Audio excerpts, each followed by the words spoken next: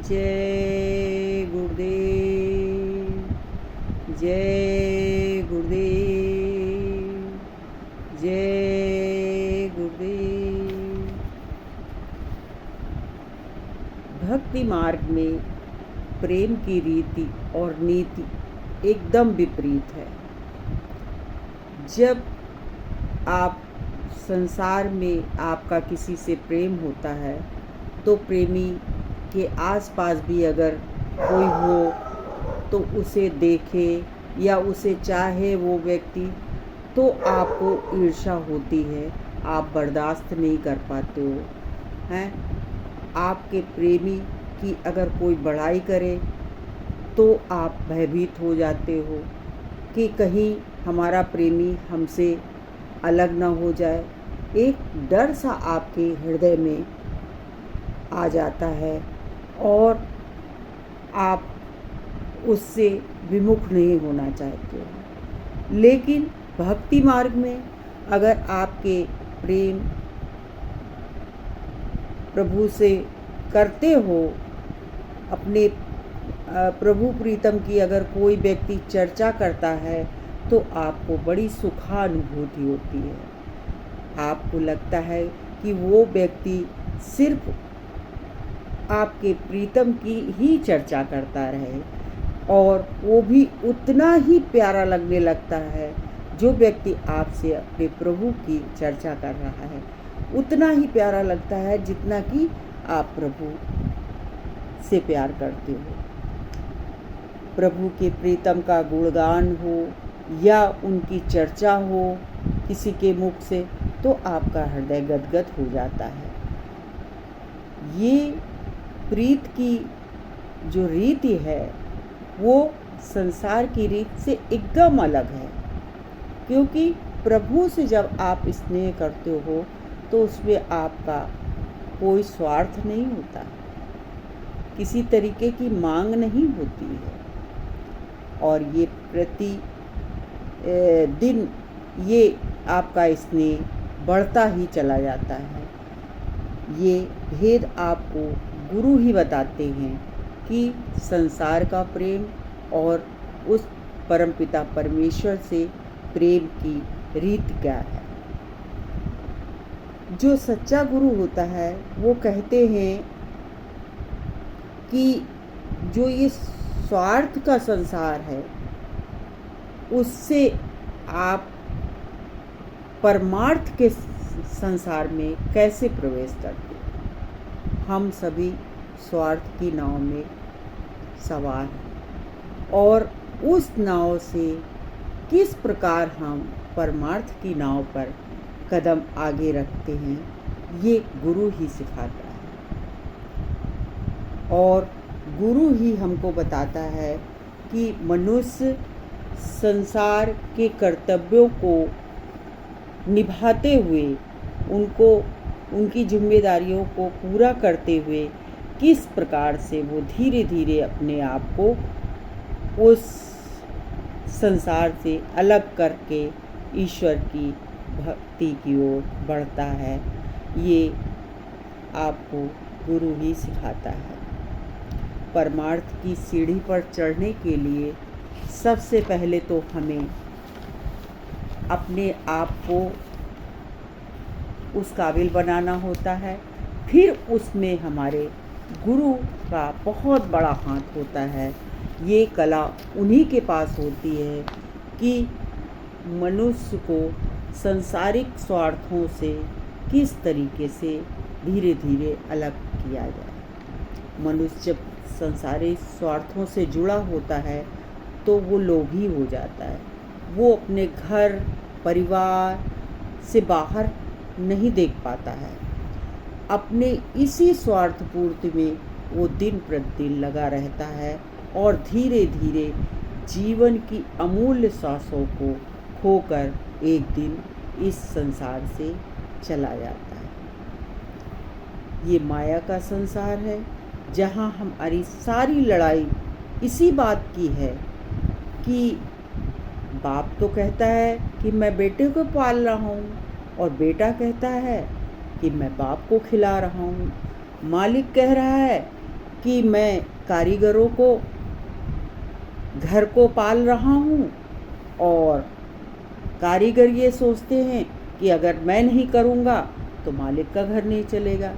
यही पालना और खिलाना, यही सारी लड़ाई इस संसार की है। वास्तव में ये बहुत बड़ा भ्रम है कि पालनहार हम हैं। ना हम पालनहार हैं, ना कोई पालनहार है। पालनहार तो ऊपर वाला है, जिसने हर एक का प्रारब्ध पहले से ही लिख रखा है।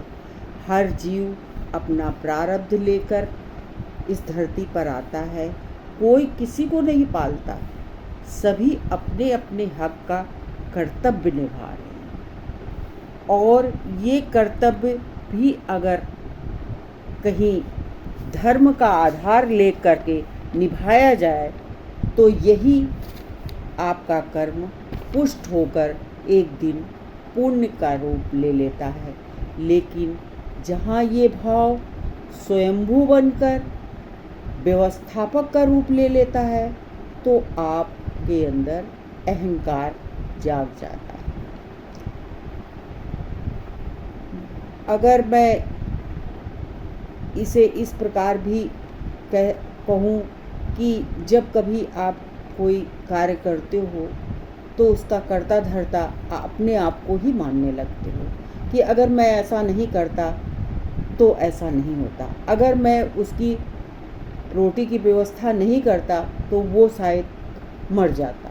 ऐसा कुछ नहीं है। ये हमारी आपकी वृत्ति है कि ऐसी बन जाती है कि मैं इसे पाल रहा हूँ या मैं इसे खिला रहा हूँ या मैं इसके घर को देख रेख कर रहा हूँ, मैं इसको सुरक्षा दे रहा हूँ।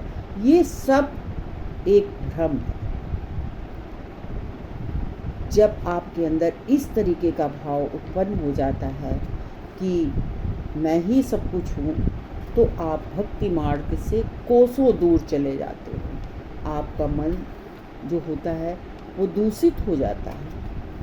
ऐसे मनुष्य साधना में अपने मन को कभी नहीं काबू कर पाते, क्योंकि वो मन को मना ही नहीं पाते। क्योंकि एक जब वृत्ति आपके अंदर उत्पन्न होती है कि मैं ही सब कर रहा हूँ तो उसके साथ 10 चीज़ें ऐसी पैदा हो जाती हैं जो आपको उस रास्ते से और नीचे गिराती चली जाती हैं।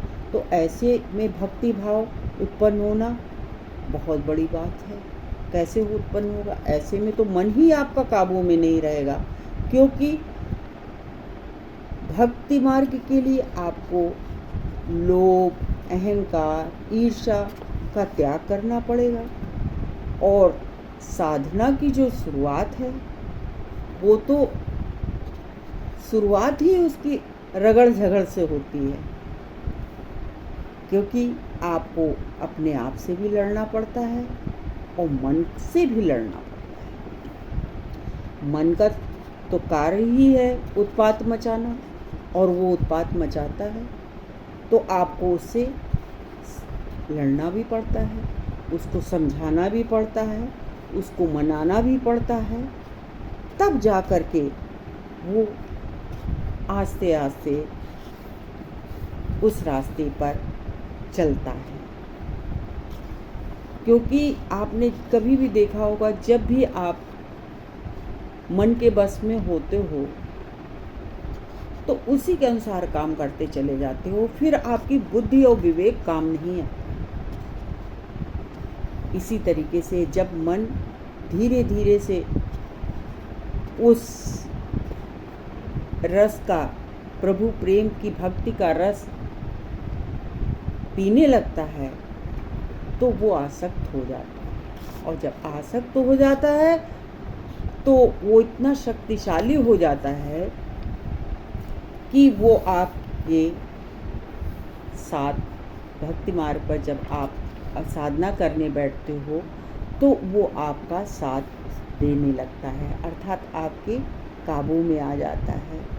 और फिर धीरे धीरे आप उस प्रभु को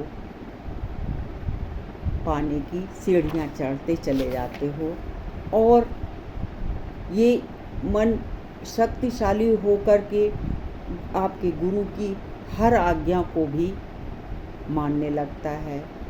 उसकी वाणी, उनका आचरण और उनके व्यवहार में इतना शामिल हो जाता है उस प्रभु प्रेम में कि उस प्रभु की झलक उस मनुष्य में दिखाई देने लगती है, क्योंकि ये पूरी तरीके से उसमें लय हो जाता है, प्रभु प्रेम में आसक्त हो जाता है। जहाँ कि हमारे संतों ने कहा भी है कि एक रूप हो जाता है, इसी को कहते हैं एक रूप होना। क्योंकि जब इसको उस भक्ति में वो रस मिलने लगता है तो ये फिर संसार में भटकना बंद कर देता है, फिर आपका साथ देने लगता है और बराबर का सहयोगी बन जाता है। इसलिए हमें आपको बहुत फूंक फूंक के कदम रखना पड़ता है इस संसार में। आप संसार के कर्तव्यों को भी निभाइए, अपने किसी भी कार्य को या परिवार की जिम्मेदारियों को या अपने कर्तव्यों को त्याग करके आप भक्ति नहीं कर सकते। आप उनको निभाते हुए धीरे धीरे उस प्रभु प्रेम की ओर बढ़ें और निश्चित है कि आप इस मार्ग में बहुत आगे चलेंगे। हाँ, थोड़ा अपना और उस गुरु का जिसने आपको ये रास्ता दिया है उसका तो सहयोग आपके जीवन में अवश्य होना चाहिए। जय